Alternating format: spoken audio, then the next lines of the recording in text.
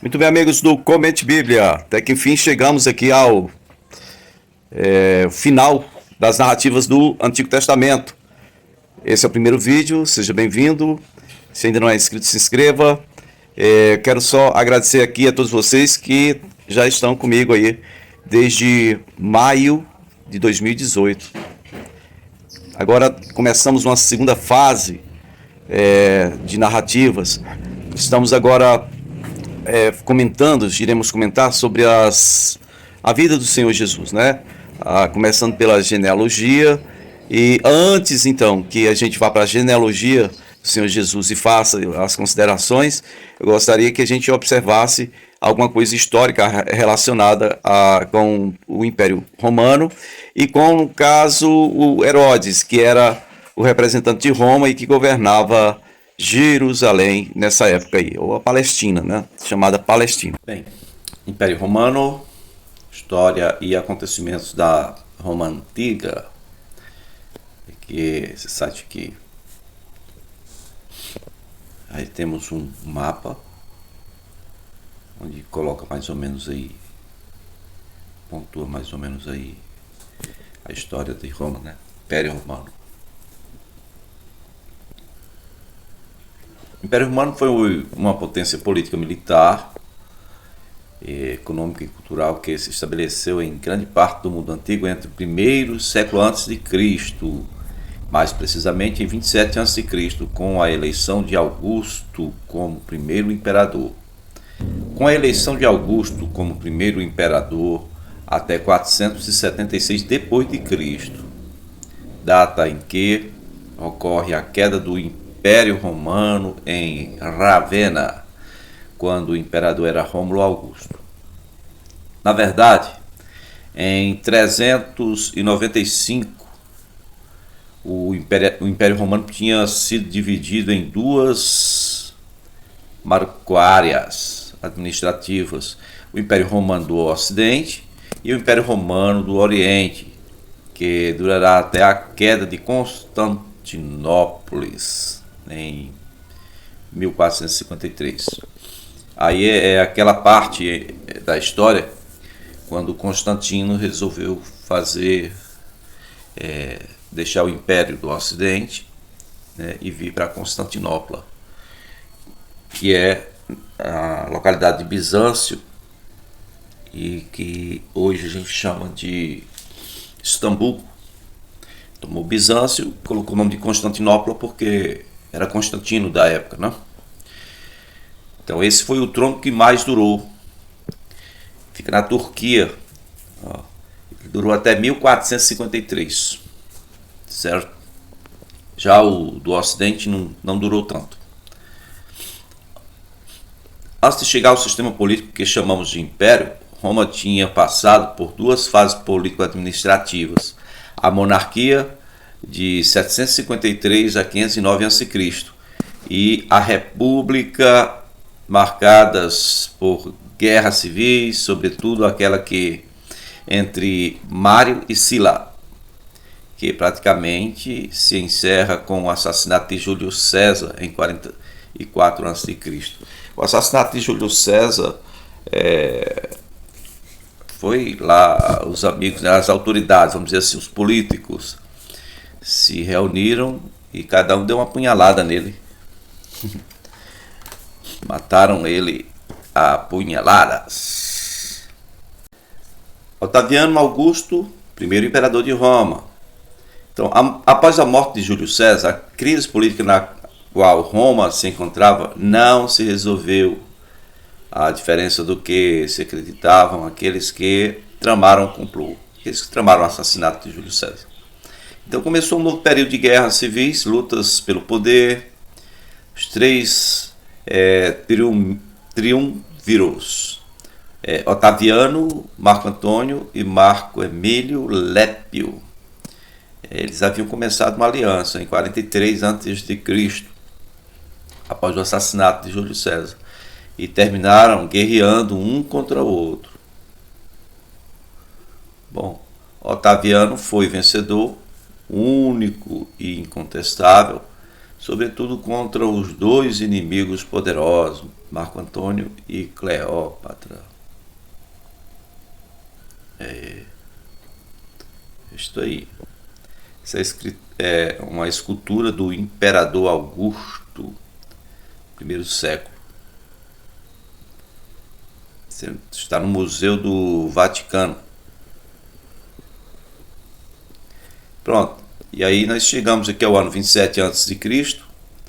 O Senado nomeou Otaviano como comandante geral, ou seja, imperador. Nesse momento, ele adotou o nome de César e o título de Augusto, que significa homem venerável. Mas o nome dele era Otaviano, tá bom? E foi assim que deu-se o pontapé e iniciou o Império Romano, que vai durar até 476 d.C. Então, Augusto reinou até 14 d.C. E durante o seu principado, Roma viveu um período de relativa paz e prosperidade, que conseguiu encerrar as guerras civis, reforçou as fronteiras, fez um censo de todos os cidadãos do Império Romano e concedeu a cidadania romana aos povos conquistados que quisessem viver sob o comando de Roma. Para o bem-estar do povo, Augusto também garantiu ao interno do Império Romano a distribuição de grãos, de modo que nenhum cidadão passasse fome. Além disso, as cidades romanas, mas sobretudo Roma, foi monumentalizada com a construção de grandes edifícios públicos, estradas e aquedutos. Mas depois da morte de Augusto, subiu ao trono seu enteado Tibério, imperador do período em que Jesus Cristo foi crucificado. A sucessão não foi via hereditária, mas por adoção, assim como Júlio César também havia feito anteriormente com Augusto. Isto aí. Aqui vamos então a um pouco da história, da biografia do Herodes. Herodes I, ou Herodes o Grande, né? Como diz aqui, 74 a 73 a.C. ele nasceu. A morte foi em Jericó, no ano 4 a.C. Certo? Vamos à biografia. Herodes era filho do Idumeu, da Idumeia, de Edom, descendente de Edom, tá? O pai dele era descendente de Esaú, Antípatros e de Cipros. Cipros era a mãe dele, uma mulher de procedência árabe, mistura perfeita da genealogia de Esaú, né? Porque Esaú é o Edom, casou-se com a prima dele, né? E então a Idumeia, que era do Ismael, foi dominada pelo Edom. O povo do seu pai, no caso, ele foi um dos principais rivais dos judeus na antiguidade. E, segundo a Bíblia, foi a presença dos idumeus que compeliu o povo de Moisés a realizar uma travessia muito mais demorada após a saída do Egito antes de chegar, no caso, à Terra Santa, a Terra da Promessa. Então, a época do rei Asmoneu João Hircano, a Idumeia fora conquistada e a maioria dos seus cidadãos obrigados a se converterem ao judaísmo. João Hircano é macabeu, né? Exceto aqueles que se refugiassem no Egito ou nas terras da antiga Assíria, como aconteceu com os ascendentes de Herodes. Então, isso aí. Os ascendentes, aqueles que viveram antes de Herodes se esconderam, se refugiaram na Assíria, que a Idumeia tinha sido dominada e o judaísmo então tinha sido imposto. A maior parte do que conhecemos sobre a sua vida, ou a vida do Herodes, no caso, é narrada pelo historiador Flávio Joséfo, bem conhecido, né, gente? Provavelmente usou o trabalho de Nicolau de Damasco. Olha aí, a fonte dele era isso. Porque quando termina Nicolau, na época de Arquelau, o relato de Joséfo se torna mais resumido.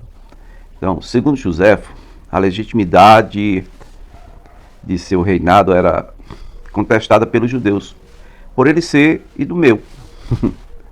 Então, numa tentativa de obter essa legitimidade, ele casou-se com Mariana, que é Mariana, descendente dos Asmoneus, ou dos Hircano, que foi citado aí há pouco aí atrás. Uma asmonina, filha do alto sacerdote do templo, né, o sumo sacerdote. Ainda assim, ele vivia temeroso de uma revolta popular, razão pela qual ele teria construído como refúgio a fortaleza de Massada. Caso os judeus se revoltassem e quisessem matar ele, ele ia se esconder lá. Então, veja bem, no ano 40 a.C., quando Matatias Antígono, o último rei da dinastia Asmoneia, ou Asmônia, entrou na Judéia com a ajuda de uma potência vizinha, Herodes fugiu para Roma, onde Antônio lhe entregou a realeza da Judéia, que assegurou com um exército romano, com o qual derrotou Antígono em 37 a.C., ao cercar Jerusalém. Olha aí. Então, Otaviano, o futuro imperador Augusto, no caso, após a batalha de Ácio, em 31 a.C., manteve o Herodes no poder. Sua corte era helenizada e culta. Ele fundou as cidades gregas de Sebaste, que é Samaria, e Cesareia Palestina, né? Com seu belo porto, ele construiu fortalezas e palácios, incluindo Massada, e o magnífico templo. O Heródion presidiu aos Jogos Olímpicos. Herodes destronou os reis da dinastia Asmônia, que tinham governado Israel mais de um século. Essa dinastia tinha contado com o apoio dos saduceus. Por isso, Herodes era mal visto entre os saduceus, né?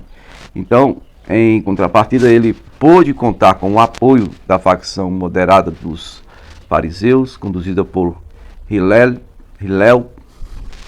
Contou também com o apoio dos judeus da diáspora, mesmo naquela época de número considerável. Já a relação com os essênios era mais complicada. Por um relato, os essênios detestavam Roma e não aprovavam que Herodes governasse em nome de Roma. Por outro lado, Herodes era um amigo de Menahem, o essênio, e respeitava os essênios. Fez construir várias obras em seu reino, cuja monumentalidade ainda hoje é admirada. Delas subsiste como documento mais bem conservado o túmulo dos patriarcas em Hebrom. Que no caso dizem que é dos palestinos agora, né?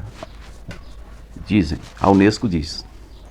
Ao morrer no ano 4 a.C., Herodes deixou disposta em testamento a partilha do reino em 3 de seus filhos sobreviventes: Herodes Arquilau, Herodes Antipas e Herodes Filipe. Foi durante seu reinado que nasceu Jesus Cristo, segundo a narrativa bíblica.